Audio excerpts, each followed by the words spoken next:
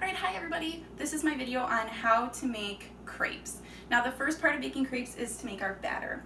Now crepes are essentially just really thin pancakes. So our batter is going to look a lot similar to pancake batter, but instead crepes have a really thin batter. So unlike pancake batter, we're going to see a lot more liquid or wet ingredients in our recipe today.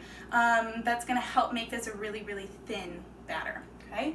Our first ingredient on our recipe is 2 eggs. Now I already put both eggs in this bowl, but what I did first was make sure that I cracked them into a separate bowl. You always want to make sure you crack eggs into something else besides your big bowl first. That way if you get any eggshells in here, it's easier to fish them out of this little space rather than the whole bowl. Okay, so I already have both my eggs in my bowl. I cracked those before the video started, so we're all good with that.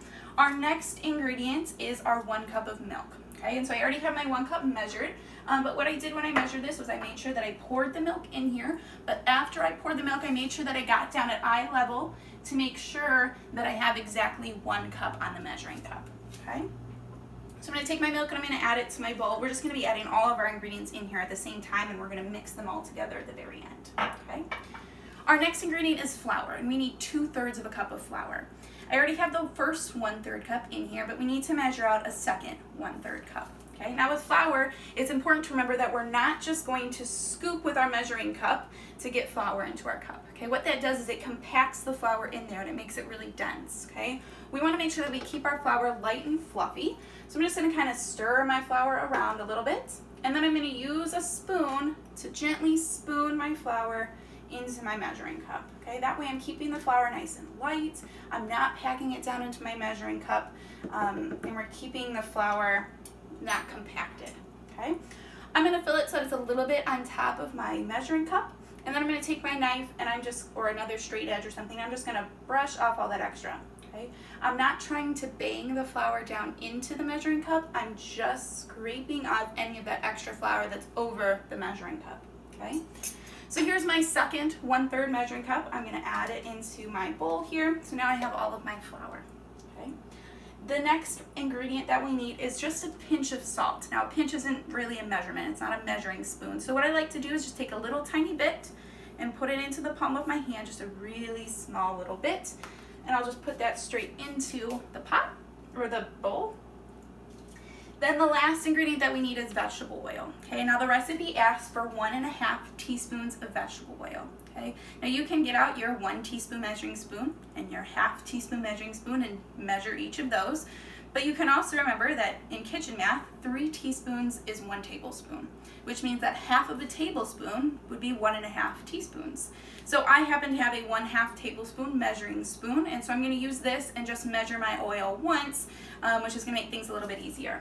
Now when I'm measuring this oil, I don't want to measure it over my bowl, because if I mess up or my hand slips and I get more than 1/2 of a tablespoon in this measuring spoon, it's going to spill out and over into my bowl, which means I now have more than 1/2 of a tablespoon of oil in my batter. Okay, so I'm just going to use a little bowl, the same one I used to crack my eggs in, and I'm going to measure over this bowl instead. That way any extra isn't going to go into where I need it to be. I'm going to add that into my bowl. So now that we have our eggs, our milk, our flour, our salt, and our vegetable oil, now we're just going to start and we're going to whisk this whole thing together. Okay, now the recipe says that you can also stir this with a wooden spoon, so it's up to you on how you want to stir it. What we're looking for is for everything to be combined and for there to be no lumps. Okay, I'll show you what that looks like as soon as I get done mixing it. Like I said, this is going to be really thin, so we're not looking for it to be really thick, but we don't want there to be any clumps of flour, any clumps of egg, or any big chunks of any of our other ingredients in here. You want to make sure that you're mixing it really good, making sure everything is getting combined before we move forward.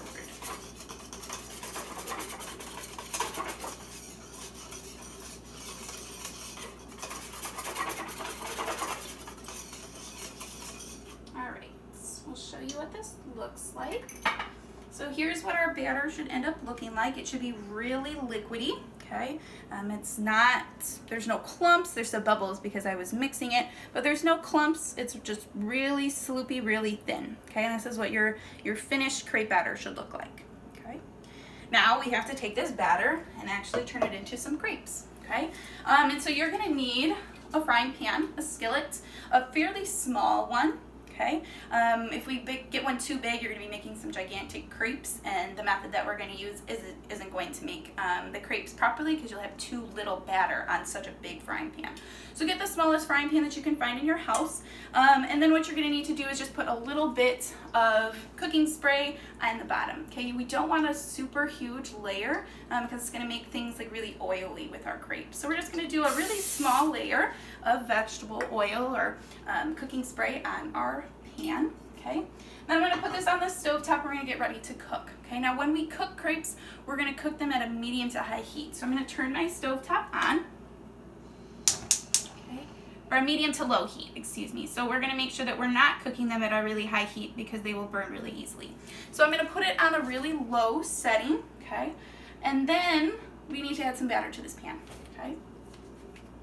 So I'm going to use a 1/4 cup measuring cup in order to measure out the amount of batter that I need to put into this pan, okay? So I'm just going to take and scoop up some batter about the same amount as my 1/4 measuring cup, and I'm just going to pour this on the bottom of my frying pan, okay? Now what I need to do is even out this batter. So I'm going to lift up my frying pan, and I'm going to twist it around to make sure that my batter evenly coats the bottom of my pan, okay? All right, so I'm gonna put this down and we're gonna let this cook, okay? Since this is really thin batter and crepes are really thin versions of pancakes, it's not gonna take very long to cook, okay? So on your recipe, it says that it's gonna cook for 2 to 5 minutes, but that's the total cooking time, okay? So somewhere within those 2 to 5 minutes, your entire crepe will be done, which means we need to flip it once in between there, okay? So we're just gonna wait another minute and let the bottom side of this crepe cook. But then you're going to need to have handy some sort of spatula or turner, okay? The one that I've chosen to use is triangular. It has a little bit more give that's gonna help me really flip this crepe a lot easier, but you can use a regular turner, you could use a knife. You're gonna want to use your hand to help out as well, but having a turner is gonna really help you get underneath it and cook this or flip this a lot easier. Okay.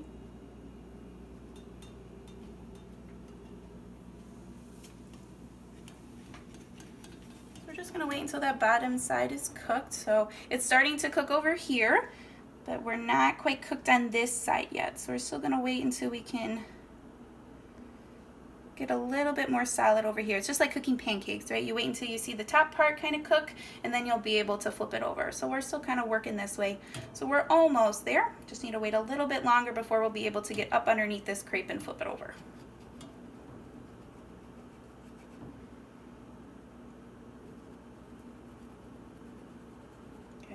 Now, these crepes, like we said, are really fragile. They're really thin, okay? So when we do get to flipping this, you're gonna see me be very, very careful in flipping it, okay? You're gonna need to be very careful when you try this as well, because if we try to flip it too harshly, or we don't flip it quite the right way, you could end up breaking the crepe and it's just gonna fall apart into pieces in your pan, okay?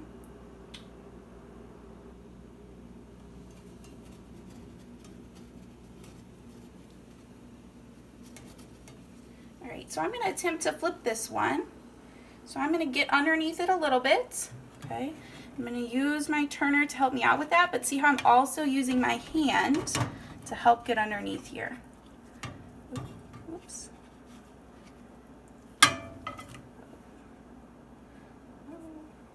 Alright, so now mine kind of broke just a little bit, but we can kind of even this out on my pan just a little bit more so that we can finish getting this one cooked.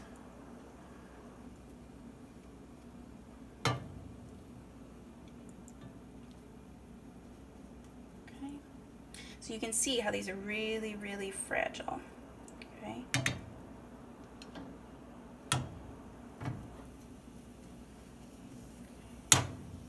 We're just gonna let this finish cooking, okay?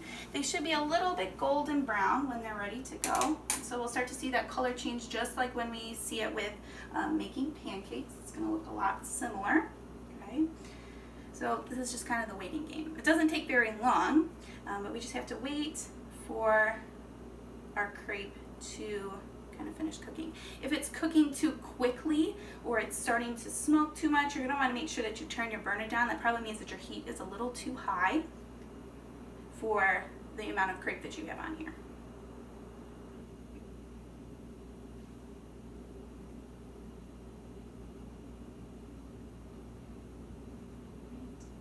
So we're just going to let this crepe finish cooking. Once you're finished with your crepe, just have a plate handy, and then you can flip your crepe onto the plate, and then you can top it with a bunch of different things. You could do whipped cream or peanut butter or bananas or other kinds of fruit, Nutella, anything that you have in the house that's kind of sweet and sugary, and then you'll roll them up and kind of eat it almost like a little pancake burrito. Okay. You can also fill them with savory items like meats and cheeses and other things like that, and have it as more of a lunch or a dinner instead of like a sweet treat, but that is up to you. So now it is your turn to try making crepes at home.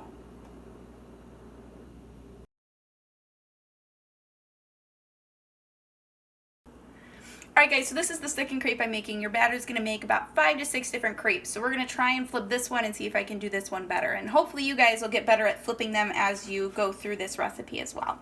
So I'm getting underneath my crepe. I'm going to use my hand, and then I'm going to flip this one into the pan. See, that one went a little bit easier. So the longer you let it cook on the first side, the easier it's going to be for you to flip the entire crepe. So now we'll just let this one cook and take it out of the pan.